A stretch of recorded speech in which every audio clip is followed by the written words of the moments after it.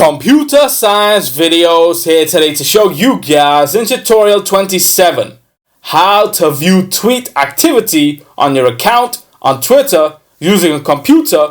Without further ado, let us start the video. So in this tutorial, you need to have access to a Mac computer, a Twitter account. So we can now go all the way down to the dock, go to Safari, go to Twitter, make sure you're signed into the account, go to your profile, and then go to a tweet that you have posted to your account. We can either click on the tweet and then go to the arrow that points towards the bottom of your screen, click on this to view tweet activity, or we can go back and then click on the graph to view tweet activity and tweet analytics.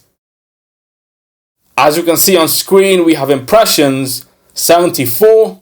If we go back to the tweet, click the arrow that points towards the bottom of the screen, view tweet activity.